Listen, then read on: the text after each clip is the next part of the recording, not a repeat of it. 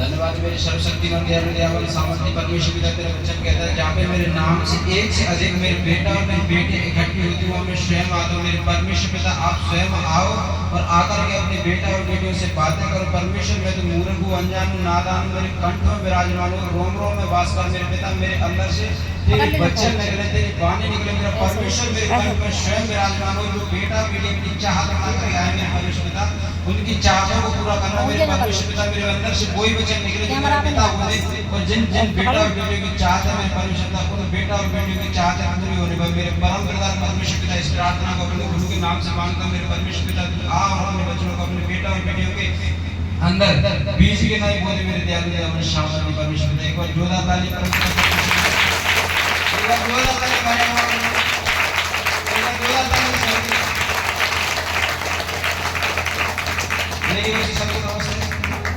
जितने भैया हैं सब मेरा नाम सोनू सिंह और मैं गुड़गांव का रहने वाला हूँ। परमेश्वर ने मेरे जीवन में बहुत बड़ी बड़ी गवाहियाँ बनाई है।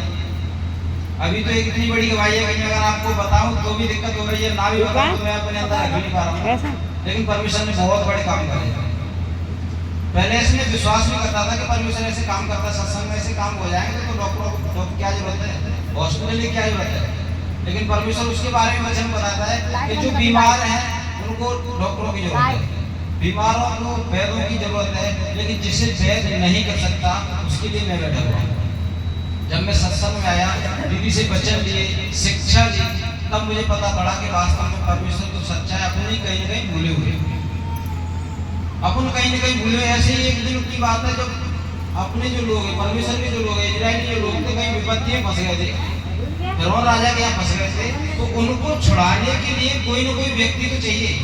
अगर कोई व्यक्ति जेल में चला गया है तो उसको कोई जमानत कराने के लिए जाएगा कि वैसे जमानत हो जाएगी। अगर कोई व्यक्ति जेल में चला गया तो जमानत कराने के लिए कोई ना कोई चाहिए। उसी तरीके से परमेश्वर के लोगों को छुड़ाने के लिए कोई ना कोई व्यक्ति चाहिए।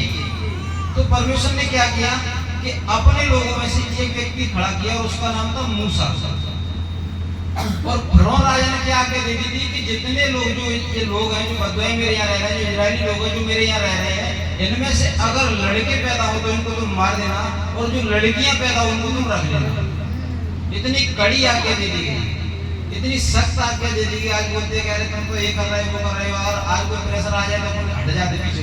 लेकिन परमेश्वर के महिमा होनी थी, तो उसने क्या किया, एक माता एक पिता को तैयार किया कि तुम खड़े हो।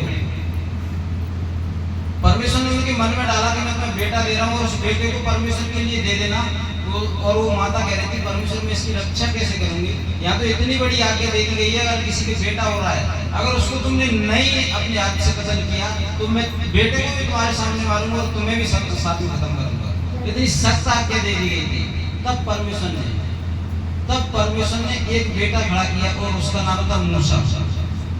उसकी माँ ने पहले दिन रखा, दूसरे दिन, तीसरे दिन, पहले महीने, दूसरे महीने, तीसरे महीने, जब 3 महीने हो गए, उसने कहा अब तक तो मैं लड़ाई लड़ चुकी थी क्योंकि ये बेटा रोता नहीं था, अब बड़ा हो गया, अगर ये रोएगा तो मैं भी मारी जाऊंगी, मेरा बेटा भी मारा जाएगा। परमेश्वर अब मैं क्या करूं, जब तक लड़ाई मेरे बस में थी तब तक तो मैं लड़ी, अब परमेश्वर इसकी लड़ाई तू लड़ेगा। उसने कहा कि मैं करूं तो करूं क्या, चलो कुछ ना कुछ इंतजाम करके परमेश्वर ने उसके मन में डाला कि एक टोकरी बना।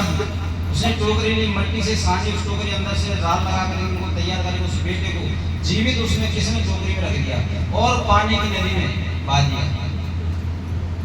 और उसी दिन क्या हुआ कि राजा की जो बेटी थी वो अपने घर, राजा आपने देखा कि बड़े बड़े लोग होते हैं उनके घरों में नहाने के लिए वॉशरूम बड़े बड़े बने होते हैं या स्विमिंग पूल बने होते हैं। वो तो राजा था, उसके घर में सारी व्यवस्थाएं थी, लेकिन उसकी बेटी के दिमाग में आता, मन में आता, परमेश्वर डालता है कि तू आज अपने घर में नहीं नहाएगी, तू जो करोड़ों की जो तेरी वॉशरूम बनी उसमें नहीं नहाएगी, तू आज जा, जहाँ गरीब लोग नहाते हैं, जहाँ दरिद्र लोग नहाते हैं, जा उस नदी में जा, वहाँ जा नहा के आ।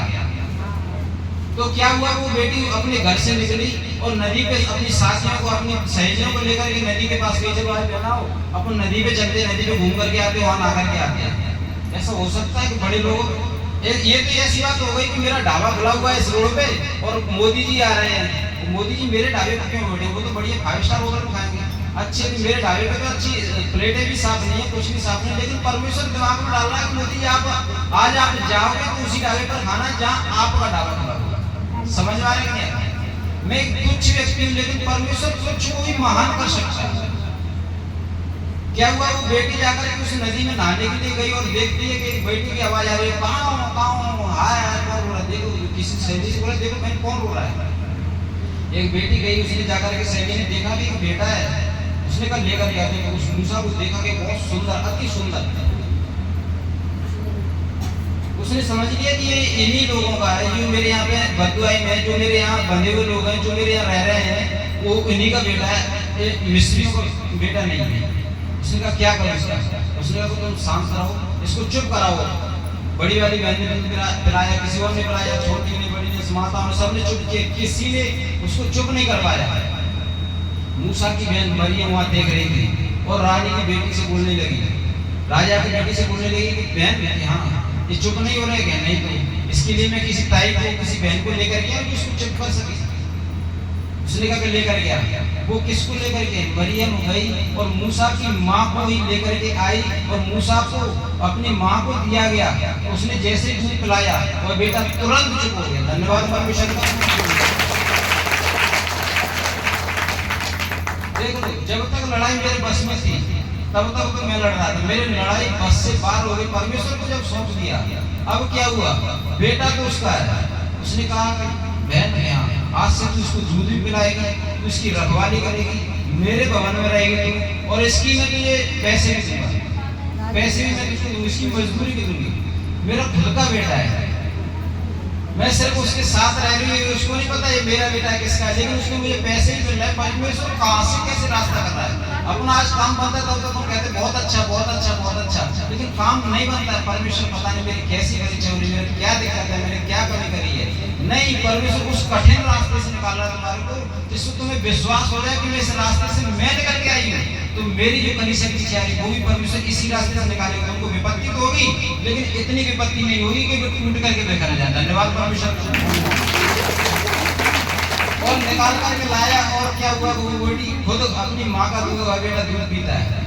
आगे चल के क्या हुआ कि वही बेटा बड़ा हुआ बड़ा हुआ बड़ा हुआ। एक दिन क्या हुआ कि वो बेटा देखता है कि दो व्यक्ति, एक मिस्री और एक इजरायली लोग आपस में लड़ रहे थे। तो उसने एक को मार करके दाग दिया, जो मिस्री लोग थे उसने दूसरे को मार करके दाग दिया और इजरायली लोगों का पक्ष किया।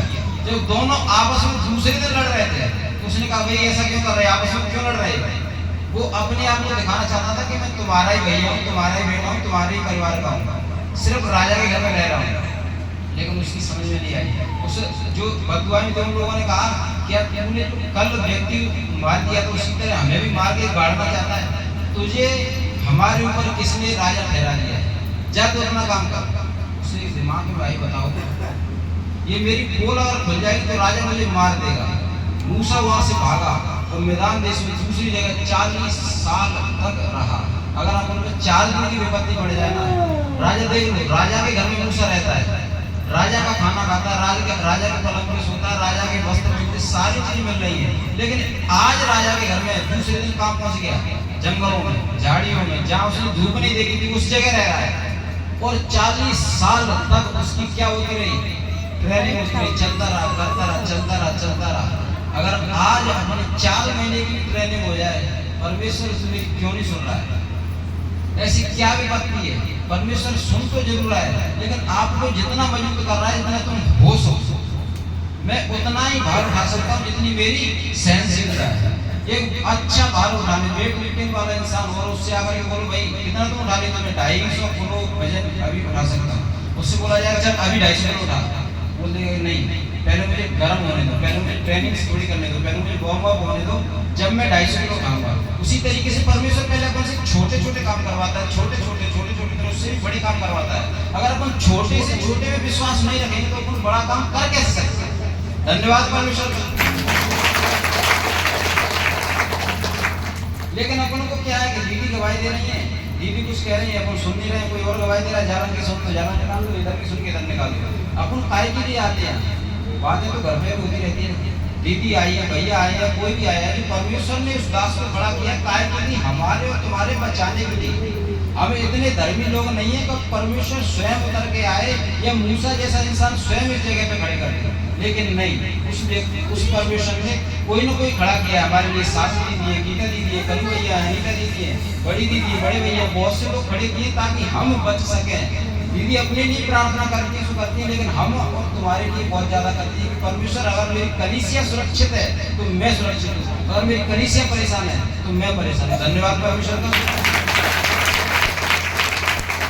तो जब भी टाइम मिले तो परमेश्वर के वचन को फैलाना, परमेश्वर के वचन को दूसरे को देना, जैसे कि मैं बच गया हूँ कि दूसरा भी बच सके।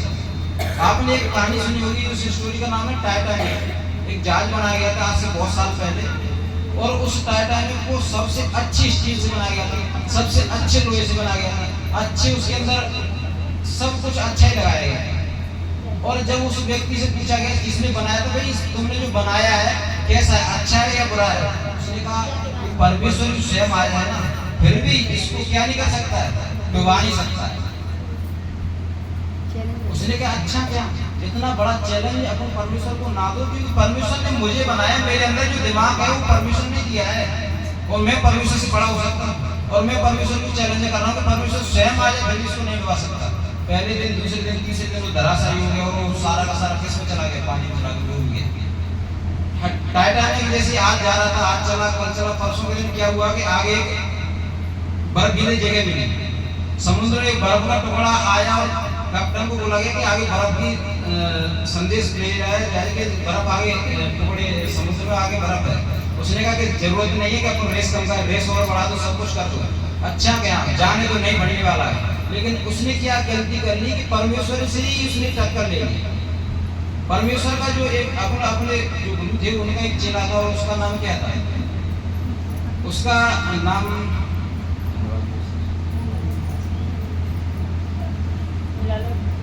नाम था जो शुरू से नहीं उसका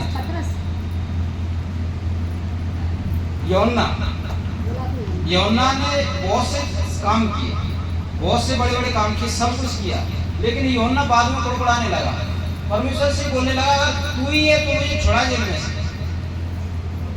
तब परमेश्वर ने कहा अपने चेलों से कि जाओ, उसको ये मत बताओ कि वो स्वर्ग से परमेश्वर का पुत्र उतर के आएगा, उसको ये बोलना कि अंधे देखते, लंगड़े चलते, बहरे सुनते और गूंगों को बुलाया जाता है, और धन्य वो है मेरे नाम के कारण ठोकर ना खाए। लेकिन उसने क्या कहा था कि तू ही है या मैं किसी और की बाट दूं? तब परमेश्वर ने कहा अगर तू मुझ पे कुड़कुड़ाएगा तो मेरी सामर्थ्य को नहीं ले पाएगा। जब भी अपन परमेश्वर के दास के प्रति कुड़कुड़ाते हैं तो अपने पास जो भी है वो और चला जाता है। अरे दीदी के पास गए, दीदी ने तो मेरी सुनेंगी, दीदी से अपन विश्वास रखते हैं, उतना परमेश्वर से विश्वास करो। परमेश्वर कहता है मुझ पर विश्वास रखो तब तुम स्थिर रहोगे और मेरे नबियों की प्रतीति करो तो तुम सफल हो जाओगे। जितना अपन परमेश्वर का विश्वास करना उतना परमेश्वर के दासों का भी क्या करना है, आदर करना है। आज मुस्लिम लोग क्या है, फलवंत है, क्योंकि परमेश्वर पर नहीं, परमेश्वर के जो दास होते हैं, मौलाना होते हैं, उस पर ज्यादा विश्वास करते हैं। और परमेश्वर के जो लोग हैं, मसीह लोग हैं, वो आज किस पे विश्वास करते हैं? परमेश्वर पर। इस वजह से सफल तो है लेकिन अपने सांसारिक जीवन में असफल है, क्योंकि परमेश्वर के दासों पर विश्वास ही नहीं करते। अगर अपन को बढ़ना है तो परमेश्वर के दासों पर सबसे ज्यादा विश्वास करें। धन्यवाद परमेश्वर का। आगे चल के क्या हुआ, जैसे वो जहाज डूब गया, उसके अंदर एक व्यक्ति था, उसका नाम था जॉन हार्पर। और उस जॉन हार्पर ने अपनी बेटी को एक लाइफ बोट था उसमें रख करके बाहर निकाला, बोला बेटी परमेश्वर तेरी रक्षा करेगा, मैं परमेश्वर के काम के लिए चुना गया था, मैं परमेश्वर के काम को ही करूंगा आखिरी सांस तक। और वो जहाज को दूर करके अपन नीचे उतरा, जितने लोग डूब रहे थे उनको बता रहा था भाई तुमने अपने जीवन को सेव किया है, आर यू सेफ? उसने कहा कि क्या मैं तो मरने वाला हूँ, क्या मैं कहाँ से सेविंग करूँ, मैं अपने जीवन को कैसे बचाऊं? कि नहीं मैं इस जीवन की नहीं कह रहा, उससे डर जो आत्मा और शरीर दोनों को घात कर सकता है, शरीर के घात करने वाले से ना डर। उसने कहा कि मैं कैसे बच सकता हूँ, क्या तूने यीशु को अंगीकार किया है? उसने कहा नहीं। एक व्यक्ति से बोला, दूसरे से बोला, तीसरे से बोला, और एक लहर आई पानी को उसे दूर लेकर के चली गई, दूर लेकर के चली गई। और क्या कहता है कि थोड़ी देर बाद फिर एक और लहर आई, उसी व्यक्ति के पास आकर के उसको टिकाया और उसने बोला कि भाई तूने अपने जीवन को बचाया है कि नहीं? क्या तू गुरु को अंगीकार करता है कि नहीं? लेकिन आज मैं अंगीकार करता हूँ उस स्वर्ग के परमेश्वर ने इस पृथ्वी पर आकर के मुझे बचाने के लिए कुछ न कुछ किया है। उसने कहा कि हाँ मैं यीशु को अंगीकार करता हूँ। उसने कहा कि ठीक है।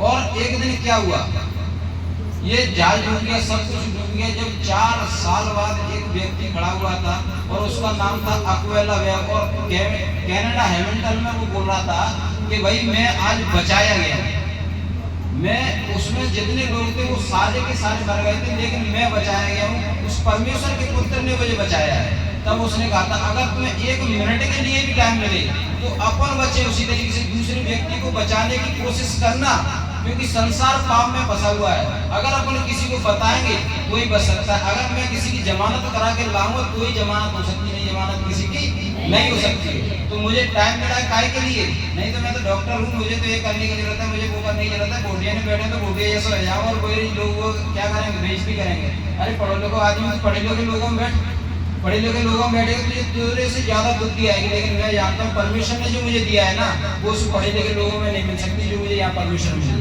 धन्यवाद परमेश्वर का। जब भी टाइम मिले तो परमेश्वर के काम को करना। हे मेरे सर्वशक्तिमान दयालु दयावान सामर्थ्य परमेश्वर ने जितने बेटा और बेटी संसार में से निकल करके इसके भवन में आए मेरे पिता, तो सबको तो आशीष दे, सामर्थ्य, शक्ति दे। मेरे परम प्रधान परमेश्वर ने इस प्रार्थना को अपने गुरु के नाम से मांगकर मेरा धन्यवाद।